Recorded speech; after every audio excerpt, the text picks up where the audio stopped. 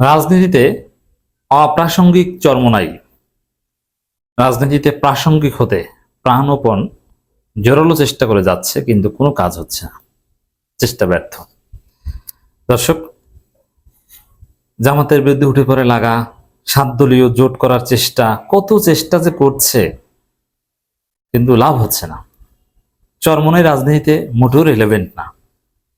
ধর্মীয় ফেতনা বা ধর্মীয় ক্যাচালের মধ্যে চরমোনাই ইজ রিলেভেন্ট।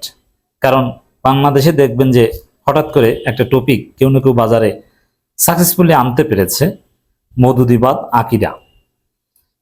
মজার বিষয় হচ্ছে যে আকিদার সাথে আবার রাজনীতির কোনো সম্পর্ক নেই, সেই জন্য এটা একটা ধর্মীয় ক্যাচাল বলতে পারেন।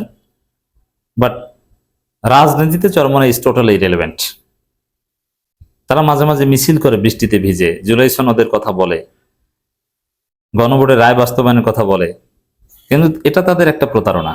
কারণ একদিকে তারা রাস্তায় বাইতুল মোকাররমের উত্তর গেটে মিছিল করে যে গণভোটের রায় বাস্তবায়ন করেন, জুলাই সনদ বাস্তবায়ন করেন, অন্যদিকে জুলাই সনদকে উপেক্ষা করে সংবিধান সংস্কারকে বাদ দিয়ে যে সংবিধান সংশোধন কমিটি গঠন করছে বিএনপি, ওই কমিটিতে ঠিকই চরমোনাইয়ের এমপি আছে। আপনি চিন্তা করেন প্রতারণা কত প্রকার, কি কি। এতে তো আপনার প্রাসঙ্গিক হতে পারবেন না। আচ্ছা, প্রথমে এইটা একটু বুঝি যে চরমোনাই রাজনীতিতে অপ্রাসঙ্গিক কিভাবে। চরমোনাইয়ের বর্তমান সময় রাজনীতি তাদের কোনো দাম নেই, ভবিষ্যতে দাম আসবে, এবং 12 ফেব্রুয়ারির আগে তাদের একটা গুরুত্ব ছিল। যেমন একটা সময়, একটু তুলনা করেন তো, একটা সময় হাটে বাজারে, মাঠে ঘাটে, টেলিভিশন টকশোতে, পত্রিকার কলামে, এবং আমরা যারা ইন্ডিপেন্ডেন্ট অ্যানালিস্ট আমাদের কন্টেন্টে চরমোনাই চরমোনাই চরমোনাই, বিশেষ করে টকশোতেও চরমোনাই লোকজনকে দাওয়াত দেওয়া হতো, এবং তারা কোন দিকে, বিএনপির বিরুদ্ধে তারা কি বলল, এগুলো নিয়ে বিশ্লেষণ হতো। এবং চরমোনাইয়ের নীতি কি, তারা কি চায়, it was very important and considerable. এবং পত্রিকার কলাম যদি আপনি পড়েন, সেখানে চরমোনাই নিয়ে লেখা হতো যে চরমোনাই হুজুর এটা বলছে, পীর সাহেব এটা বলছে, সেকেন্ড পীর এটা বলছে, অতএব তাদের নীতি এটা, মহাসচিব অধ্যক্ষ ইউনূস এটা বলছেন, গাজী আদর রহমান এটা বলছেন। এগুলো নানানভাবে পত্রিকার কলামে অথবা রাজনীতির কোনো একটা ট্রেন্ডিং কোনো একটা বিষয় নিয়ে যদি কোনো পত্রিকা রিপোর্ট করতো, সেখানে 4টা-3টা রাজনৈতিক দলের সাক্ষাৎকার নিলে বিএনপি, জামাত, এনসিপি, চরমোনাই থাকতো। কিন্তু এখন দেখেন তো, রাজনীতিতে মাঝে মাঝে উত্তেজনা তৈরি হয়, কোনো উত্তেজনায় চরমোনাইকে টকশোতে ডাকে না, টকশোতে তাদের নিয়ে আলোচনা হয়, না কোনো কলামে চরমোনাইয়ের অবস্থান নিয়ে বিশ্লেষণ হয়, না কেউ রিপোর্ট তৈরি করতে চরমোনাইকে ফোন দিয়ে তাদের মতামত নেয়, কিছুই না। এর মানে চরমোনাই এই মুহূর্তে রেলেভেন্ট না। সাপোজ গণভোট নিয়ে একটা তুমুল ঝগড়া চলছে, এই ঝগড়া নিয়ে যখন পত্রিকা, টেলিভিশন চ্যানেল বিশ্লেষণ করে, তখন বিএনপি কি বলছে, জামাত কি বলছে, এনসিপি কি বলছে, এর বাইরে চরমোনাই আলোচ্য বিষয় না। রাজনীতিতে আপনি যে কোনো আলোচনায় দেখবেন যে জামাত, চরমোনাই, এনসিপি। এবং দূতাবাসগুলো তারা যে তৎপরতা চালায় বাংলাদেশে, এটা এক সময় ছিল যে চীনা রাষ্ট্রদূত কার কার সাথে বৈঠক করেছে, মার্কিন রাষ্ট্রদূত কার কার সাথে বৈঠক করেছে, ইউরোপিয়ান ইউনিয়ন কার কার সাথে বৈঠক করেছে, এগুলো নিয়ে আলোচনা হতো।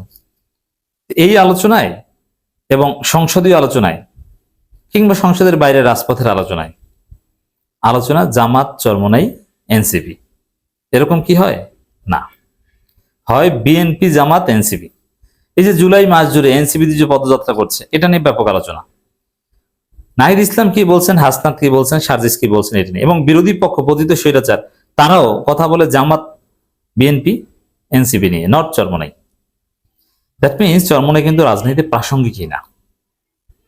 তবে ধর্মীয় ক্যাচাল বা ফেতনা, অযাচিত বিতর্ক, যেগুলো সমাজের জন্য ক্ষতিকর, যেগুলো কোনো তাৎপর্য নেই, ইখতিলাফ, এটা এলমি অঙ্গনে গুরুত্বপূর্ণ, ইখতিলাফের মধ্য দিয়ে জ্ঞান চর্চা হয়। কিন্তু এই আমরা যেগুলো দেখছি যে তোর আকীদা খারাপ, তুই এইটা বিশ্বাস করো না, তুই এটা বিশ্বাস করো, এবং নইলে আমি জুতার মালা পরবো, এটা প্রমাণ করতে পারে, এগুলো হচ্ছে ধর্মীয় ফেতনা। এগুলোর কোনো নেসেসিটি, এগুলোর কোনো তাৎপর্য নাই। তো এই ক্ষেত্রে চরমোনাই ইজ রিলেভেন্ট। যেমন মওদুদির আকীদা সহি না ভুল, আরে ভাই, এটার তো রাজনীতির সাথে কোনো সম্পর্ক নেই, আপনি এটা দিয়ে কি করবেন? আকীদা দিয়ে রাজনীতি হয়? রাজনীতির সাথে আকীদার সম্পর্কটা কি, আপনি প্রমাণ করেন তো। আপনারা চরমোনাই যখন ভোট চান, তখন কি আকীদা চেক করে ভোট চান? যে হাত পাকায় ভোট দিতে হলে আকীদা হক হতে হবে, সহি হতে হবে, আহলে হক হতে হবে, বলেন? আপনারা হিন্দুদের কাছে ভোট চান না, হাত পাখায় ভোট দিতে হবে। সুন্নিও যদি হয় তার ভোট চাইলে আপনি নেন না। এর মানে রাজনীতি, নির্বাচন, মিছিল, মিটিং বা এগুলোর সাথে আকীদা কখনোই রিলেভেন্ট ছিল না। আকীদা এটা একটা ধর্মীয় বিভাজনের একটা বিষয়, অথবা আপনি যদি প্রকৃত অর্থে সহি আকীদা নিয়ে কথা বলেন, যদি আমাদের সমাজে আকীদা নিয়ে যে আলোচনা বেশিরভাগই অযাচিত। হ্যাঁ, অবশ্যই বাতিল আকীদার লোক আছে, তাদের বিষয়ে সতর্ক করতে হবে, এটা সহি।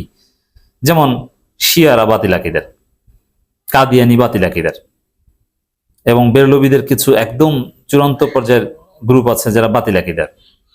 কিন্তু স্বাভাবিকভাবে জামাত, চরমোনাই, আহলে হাদিস বা সালাফি, এমনকি সুন্নিদের মূলধারা, কওমি দেওবন্দীদের যত আউটফিট আছে, এরা সবাই সহিহ আকীদার, আহলে সুন্নাত ওয়াল জামাত। এদের মৌলিক কোনো বিতর্কের বিষয় না, যেগুলো আছে সেটা এলমি, এটা নিয়ে ঝগড়া করার বিষয় না। ঝগড়া যদি করতে এটা শিয়াদের সাথে হতে পারে, কাদিয়ানীদের সাথে হতে পারে, অথবা মুরজিয়া, কাদরিয়া, এরকম কিছু বাতিল ফের কাজ। কিন্তু স্বাভাবিকভাবে আহলে সুন্নাত ওয়াল জামাত নিজেদের মধ্যে আকীদা নিয়ে ঝগড়া, এটা অযাচিত। এখন ঠিক আছে, এটা প্রয়োজন হোক বা না হোক, এই জায়গায় এইসব বিতর্কে চরমনের একটা রেলেভেন্স আছে। কিন্তু রাষ্ট্র রাজনীতি, বাংলাদেশ কোন দিকে যাচ্ছে, বিএনপি সরকার টিকবে কি টিকবে না, আমরা কি চীনা বলয়ের মধ্যে থাকবো না ব্যালেন্সিং ফরেন পলিসি করব, ভারত কি ষড়যন্ত্র করছে, কি করা যায়, ভারতকে কিভাবে মোকাবেলা করা যায়।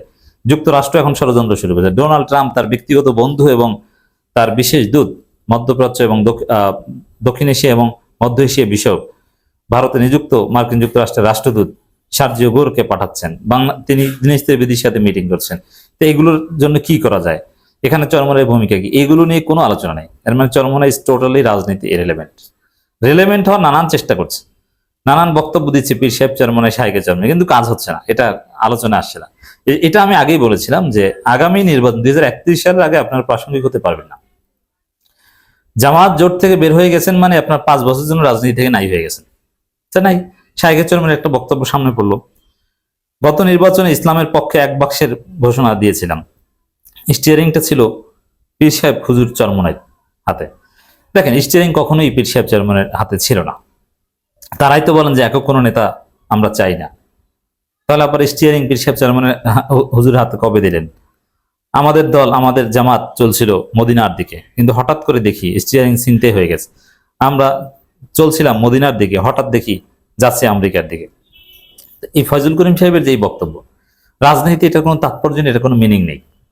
আপনি মদিনার দিকে যাচ্ছেন হাউ, আমেরিকার দিকে গেছে তারপরে জোট, এটাও বা কিভাবে? তাহলে বিএনপি ক্ষমতা আসলো কিভাবে? আপনার হিসাব তো কিছুই মেলে না। তো দর্শক, তো এই রাজনীতি প্রাসঙ্গিক হতে এইসব কথাবার্তা বলছে, কিন্তু এগুলো কোনো মিনিং নেই, মিনিংলেস, ভ্যালুলেস। এগুলো চেষ্টা করছেন এই 2-1টা কথা বলে কোনোভাবে প্রাসঙ্গিক হওয়া যায় কিনা, কিন্তু কোনো লাভ হচ্ছে না।